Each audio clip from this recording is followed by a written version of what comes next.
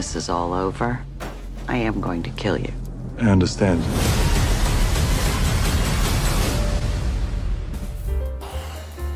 J'ai jamais été aussi peu inspiré, aussi peu motivé pour faire une vidéo depuis que je fais des vidéos sur Nyenko TV depuis 2 ans. Parce que Terminator Dark Fate, c'est l'un des films les plus démotivants, les plus déprimants que j'ai jamais vu au cinéma. Peut-être même devant certains Prometheus ou Alien Covenant que pourtant je déteste au plus haut point.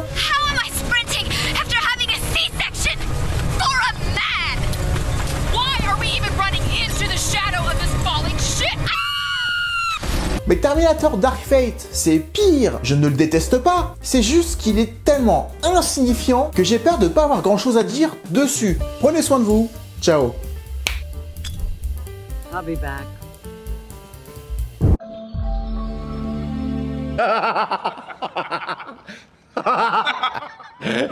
Sacré Hubert, you are so French. Toi aussi.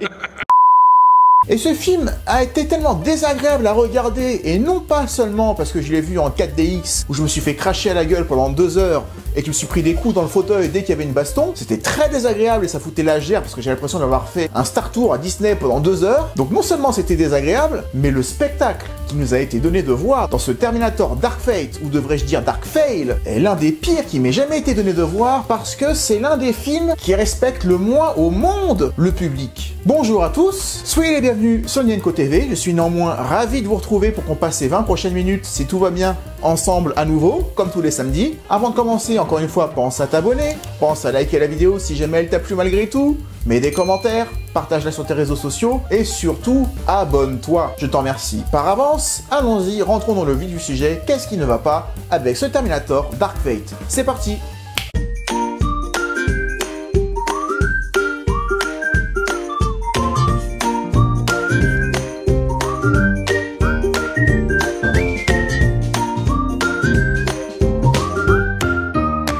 Après un Terminator Genesis qui est péniblement rentré dans ses frais grâce au marché chinois, le producteur de Terminator Genesis, David Ellison, se rapproche avec le créateur de la franchise, James Cameron, afin de recoller à ce qui faisait le succès de la saga, à savoir les 2 premiers films. Mais trop occupé avec la suite d'Avatar, il ne pourra pas le réaliser. De toute façon, il en avait strictement rien à carrer. Ellison et Cameron mettent alors leur dévolu sur Tim Miller, réalisateur de Deadpool, transfuge de l'animation et du jeu vidéo.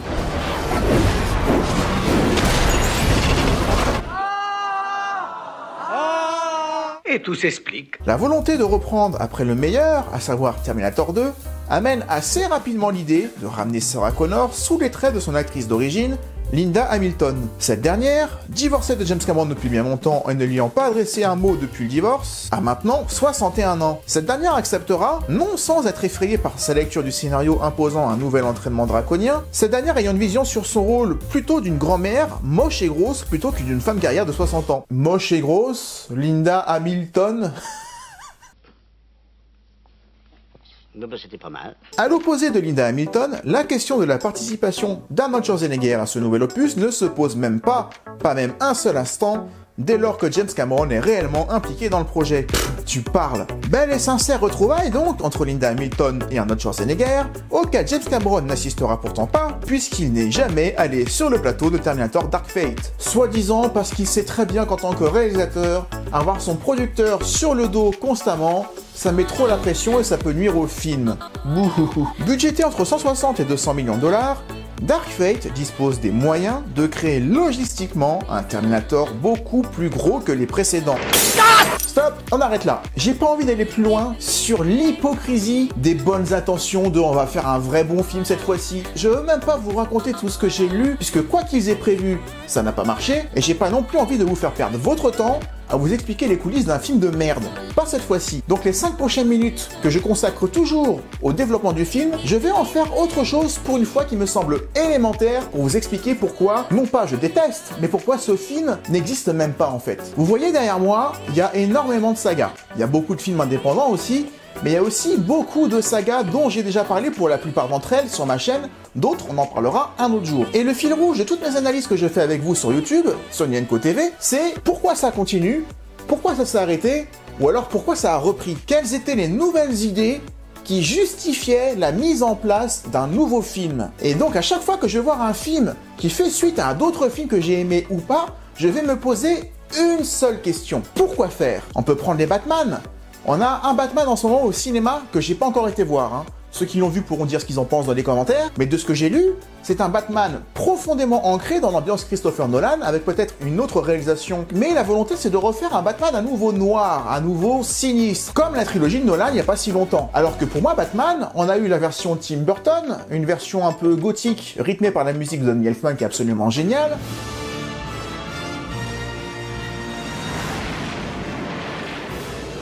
On a une version beaucoup plus légère et popcorn, mais qui a été commandée, la version Schumacher, avec Batman Forever et Batman et Robin. C'était pas forcément les meilleurs, mais ils ont joué une autre carte.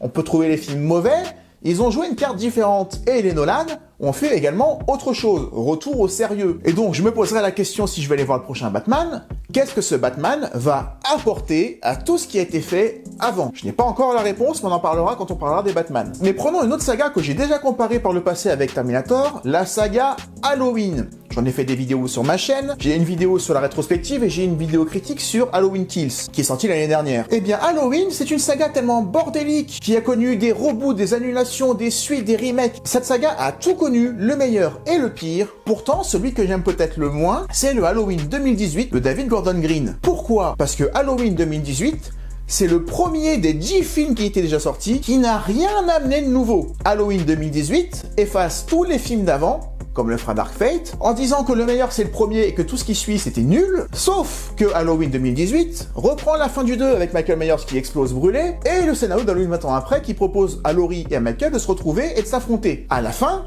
c'est le même résultat, Laurie a gagné, Michael a perdu. À la fin du film, tu te poses la question, ok, je les ai revus 40 ans après, et alors?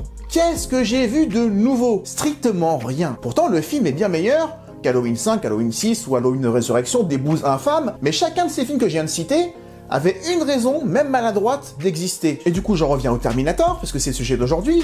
Terminator 2 amène John Connor qui trouve un père de substitution au T-800, plus le T-800 qui du coup a un rôle inversé par rapport au premier. Je vais pas revenir sur Terminator 2, on en a parlé dans la vidéo dédiée à Terminator 2 que je vous invite à regarder si vous l'aviez pas vu. Terminator 3 fait la même chose, avec la fin du monde à la fin. Et attention, si Terminator 3 n'avait pas eu cette fin du monde, si Terminator 3 proposait à John Connor de re-sauver l'humanité en débranchant Skynet à temps, comme ils l'ont fait dans le deuxième, je me serais posé exactement la même question. Pourquoi? Pourquoi? Qu'est-ce que ça a amené de plus? Parce que oui, Terminator 3 n'amène rien, sauf la fin qui sauve l'ensemble.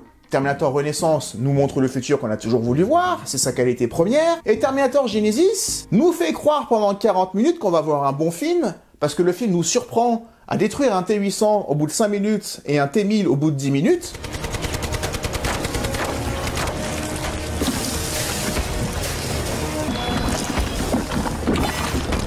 Après ça, tu te dis, waouh, c'est quoi les prochaines étapes? Je ne comprends pas où on va aller. Et durant ce genre de film, tant que je ne vois pas où on veut aller, je garde un peu l'espoir. Je me dis, où est-ce qu'on veut m'emmener?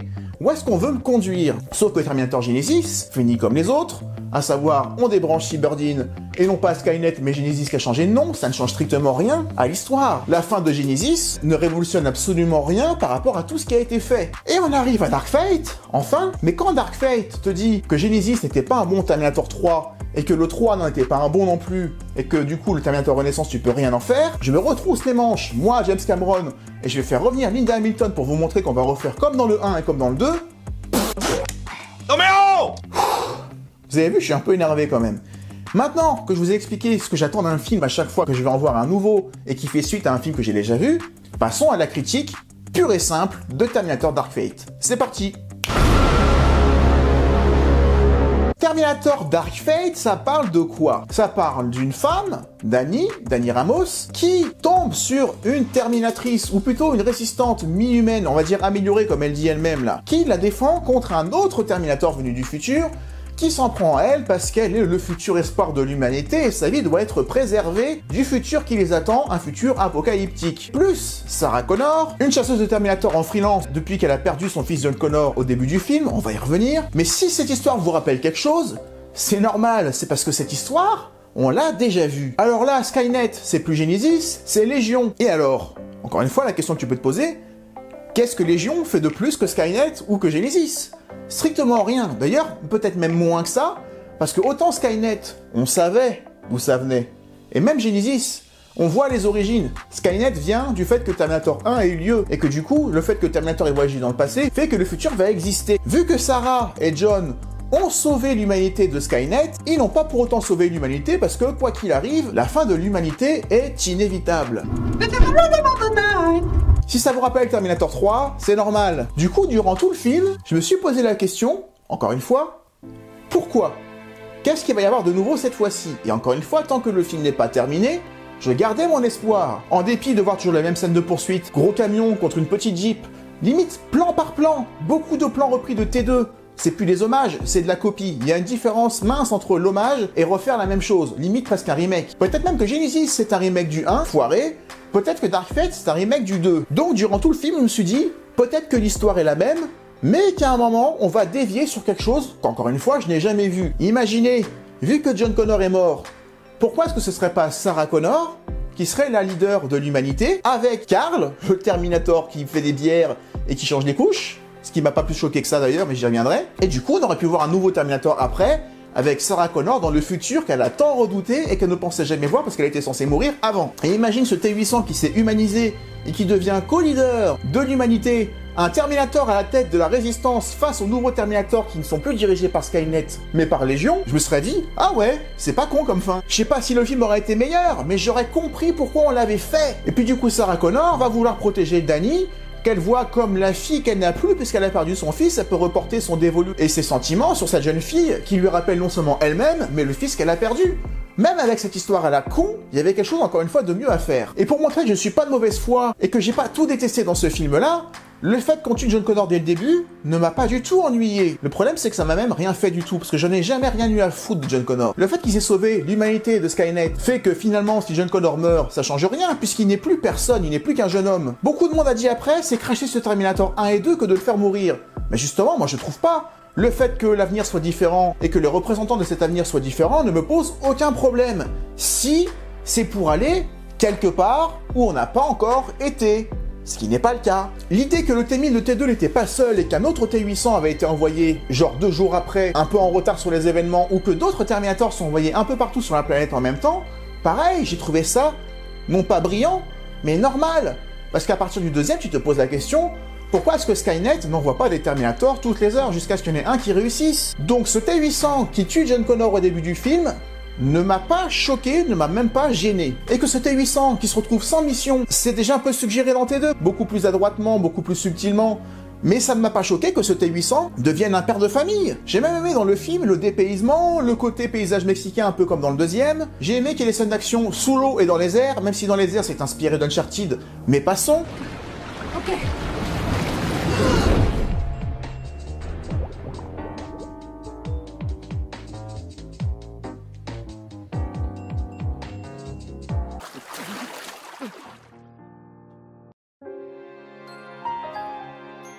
L'ennui, c'est que les choses qu'ils font ne sont pas nouvelles et qu'on a déjà tout vu, y compris la mort de ce rêve neuf, ce Terminator mexicain qui n'a aucun charisme, qui est certes increvable, mais qui ressemble à rien. Le mec, il parle normalement, alors la volonté, c'était de faire un Terminator qui pouvait à la fois être comme tout le monde et d'un seul coup devenir glaçant.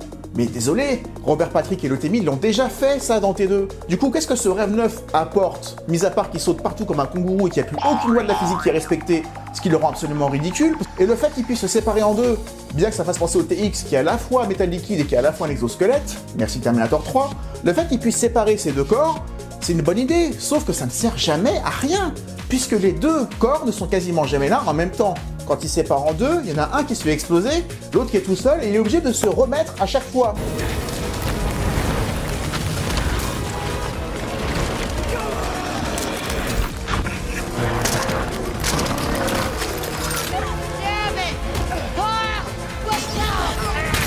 Et puis ce Terminator, ce rêve neuf, crève comme les autres, avec le sacrifice du T-800 comme d'habitude, qui va se servir de la source d'énergie de Grace pour tuer le Terminator.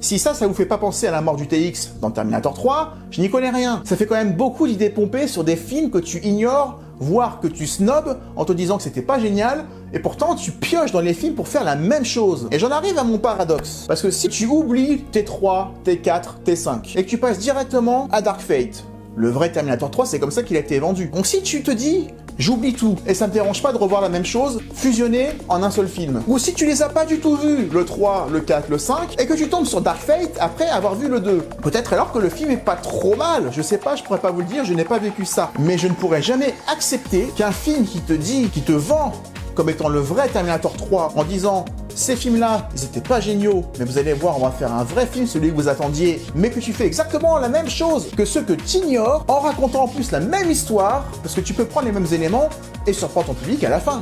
Même pas, tu prends le scénario du 2, aider les idées des copains, et tu proposes un film de 2 heures où tu refais payer les gens. J'appelle ça une arnaque. J'appelle ça un troll. Et ceux qui l'ont pas vu peuvent se dire que du coup, si le scénario est le même que dans Terminator 2, ça doit être cool à voir. Mais c'est le même en moins bien.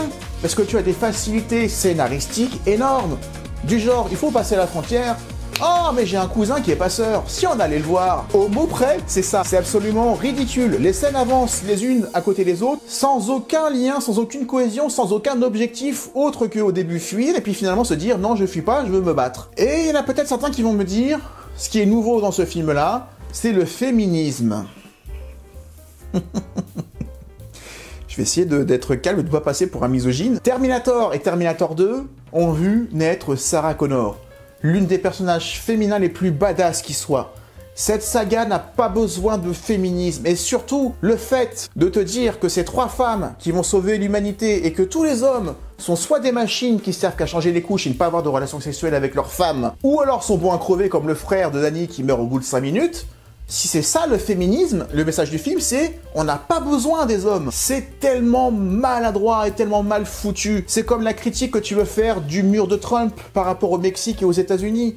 Ok, il faut passer la frontière, dans un train, tous entassés les uns sur les autres, ou alors entassés dans une prison à la frontière. Et alors ? Ça nous amène où ? Quel est le message ? Je ne l'ai pas compris. Ça ne justifie pas de refaire la même chose en reprenant les scènes des copains, des films que tu as complètement ignorés. Et pourtant, si jamais je prends le film Dark Fate indépendamment et que j'oublie tout le reste, je peux être d'accord sur le fait qu'il est légèrement mieux que Genesis. Sauf que comme il prend des idées de Genesis, je me dis au moins que Genesis avait des idées, contrairement à Dark Fate. Même si Genesis est un film un peu de fanfiction, très mal équilibré avec de l'humour trop prononcé et un mauvais équilibre, c'est un moins bon film que Dark Fate, mais j'aime moins Dark Fate, parce que Dark Fate ne fait rien et se repose entièrement sur les autres, alors que soi-disant il est snob. Je suis pas chiant d'habitude, j'ai un minimum d'amour propre et d'exigence. Je n'aime pas qu'on me fasse payer et qu'on se foute de ma gueule ouvertement, parce que ce film se fout de votre gueule, se fout de notre gueule à tous, et je déteste qu'on se serve de nous. Du coup, au box-office, 240 millions de dollars je crois, un vrai four, même les Chinois cette fois-ci n'en voulaient plus, et je pense qu'on ne parlera plus jamais, j'espère, de Terminator, une saga qui a sombré marche par marche pour tomber complètement dans l'oubli et devenir une saga finalement très moyenne de science-fiction, alors que les 2 premiers films sont un bijou, que les 2 films intermédiaires sont pas si mal, en tout cas les 4 ont été faits pour de bonnes raisons, et les derniers, ils ont été faits pour quoi ? Pour le fric. Surtout le Dark Fate. Donc posez-vous la question quand vous allez voir des films qui se suivent, qu'est-ce que ce film a apporté de nouveau ? En quoi est-ce qu'il a respecté les anciens ? On peut parler de Scream 5 aussi, on en a parlé cette année. Mais qu'est-ce que Scream 2022 a amené aux autres alors que les 4 autres avaient tous tenté d'amener quelque chose ? Tout ce que je demande quand je vais voir un film d'une série qui se suit, c'est de me dire qu'est-ce que les scénaristes ont trouvé qu'ils n'avaient pas trouvé avant, ou alors qu'est-ce que l'époque d'aujourd'hui fait qu'on peut raconter différemment quelque chose qu'on pense connaître. Tant qu'il y a ça, le film peut se planter, le film peut être maladroit, le film peut mal faire les choses. Là, on peut critiquer, là, on peut en parler, là, on peut débattre. Mais Dark Fate, il n'y a pas de débat, parce que ce film fait tout pareil, en moins bien, et il n'amène pas 1%, il n'amène pas 1% de nouveauté par rapport aux autres. Donc ce film ne sert à rien. J'en ai fini avec Terminator Dark Fate, il était temps. Je me suis acheté la série Sarah Connor, je crois qu'il n'y a eu que 2 saisons d'ailleurs. Je vous ai écouté en disant qu'il fallait que je le regarde, donc on reparlera encore un jour de Terminator plus tard dans l'année, le temps que je regarde ça. Vous avez été nombreux à demander à ce qu'on parle de Retour vers le futur la prochaine fois. Je vous suis, on parlera des 3 Retours vers le futur. En attendant Retour vers le futur, pense à t'abonner à la chaîne, pense à liker la vidéo, pense à commenter, pense à la partager sur tes réseaux sociaux. Je vous en remercie tous profondément et on se retrouve dans quelques jours pour Retour vers le futur. D'ici là, prenez soin de vous. Ciao. I'll be back.